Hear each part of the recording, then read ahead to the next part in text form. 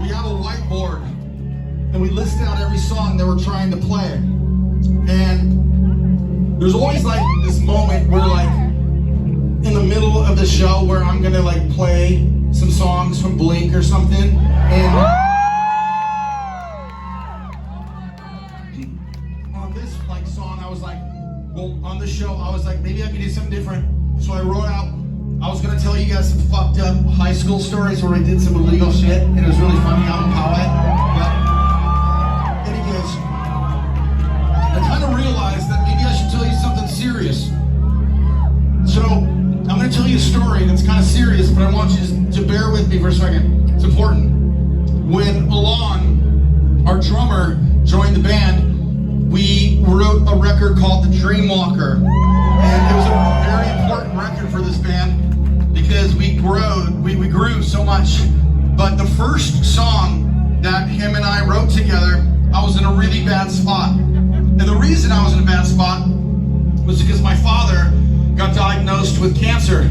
And it was heavy because normally when I write a song for Angels and Airwaves, it's really about us coming together and figuring out how to feel better and how to do something that changes like ourselves and the way we see ourselves and the way we feel that like what life can be and all these really cool things. But I wasn't feeling that. And the reason I wasn't feeling that was because my dad was dying. And I remember like I was in the hospital, and in this small little room, there was myself, and then there was my dad, and then there was the doctor. Now the doctor was trying to act like he knew what was going on, like he had a grip on all this shit. And so he was telling my dad, he was like, we're gonna hit this with this kind of chemotherapy, and then we're gonna circle around and hit it with this kind of chemotherapy, and we're gonna attack this cancer hard. But my dad, I think he knew that the doctor was just saying some shit. So my dad interrupted the doctor, and my dad goes, what are you really saying here? Like, tell me. And the doctor took a pause, and he says, you have 18 months to live.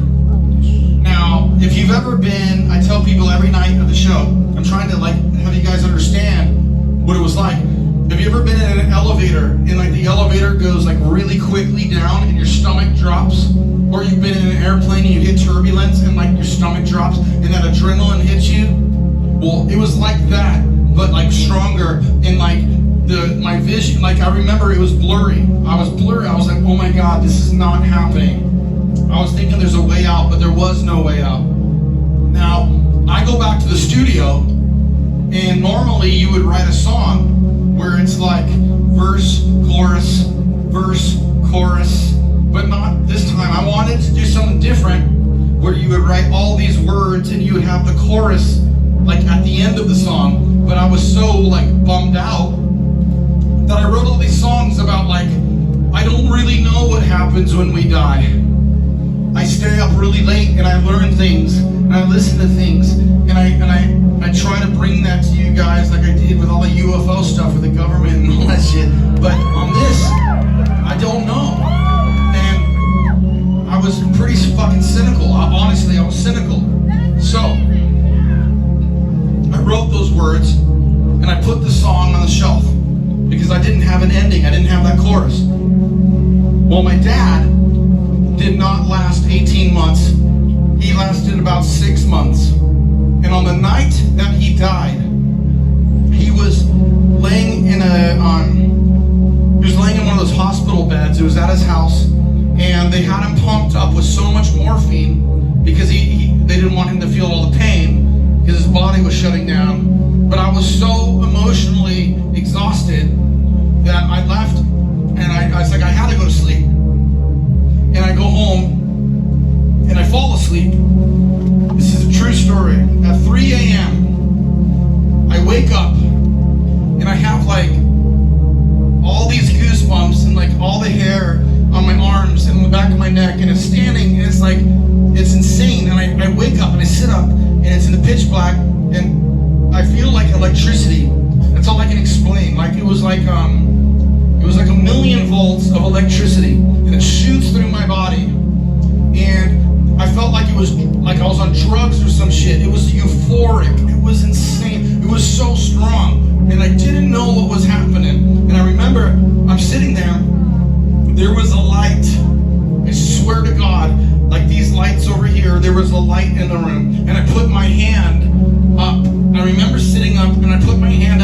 what the fuck is going on? And I blocked the light from my hand. True story. And right at that fucking second, my phone on the fucking nightstand buzzes.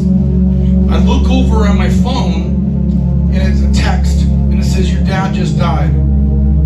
So I pick up my phone, and I call my sister Carrie, who is here tonight. And I go, Carrie, and she's awake at 3 a.m. And I go, what's going on? And she goes, I don't know what's going on. I feel good. I feel warm. I feel like I'm buzzing. I don't understand. And then she paused, and I'll never forget this. She goes, I feel like there's a warm hug around me.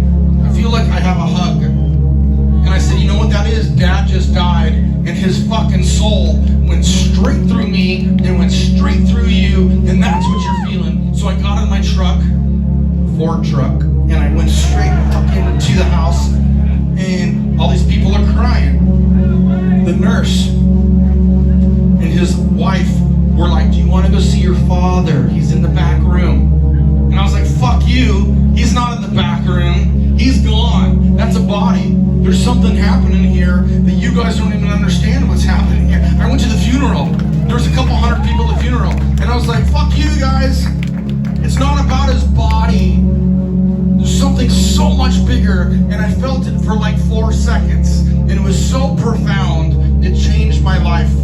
It literally changed my life. And maybe it did all that just so I can come here and in every single city on this tour. It was so funny. I didn't know what to say. I was like, am I going to tell these weird high school stories? Am I going to sing like a Blink song? I was like, fuck off. I'm going to tell you guys something super personal because I want you guys to grow and I want you to know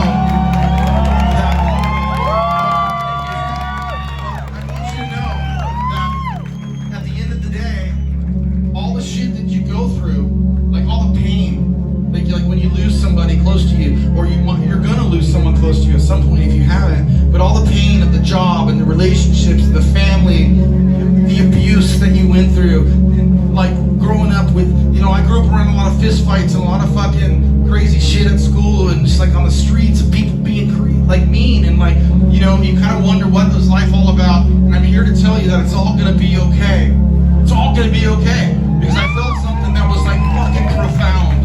And it changed my life. So you know what I did? I went back to the studio. In that song, remember that song when Delonge joined the band and I was like super cynical and I was like sad and I was like, I don't know what happens when we die. I don't know why we're here. Remember that? Fuck you. I know now what happens. And I was like, holy shit, was I wrong? I wrote the chorus to that song at the end of that song. And I was like, oh my God, this song is autobiographical. This is like some crazy shit. And it's there. It's like cemented in stone, like forever on the album. And I want you guys to know that normally a band would dedicate this song. Like I'd be like, hey, this song is for my dad. Nah, he doesn't give a shit. He doesn't care about wherever he is. But I'm gonna dedicate to you guys that life is a lot more beautiful than you probably feel on any given day. And so to celebrate that shit, I'm gonna ask you, all you gotta do is keep time, clap along, and join the effort. This song is for you. It's called Tunnels. It goes like this.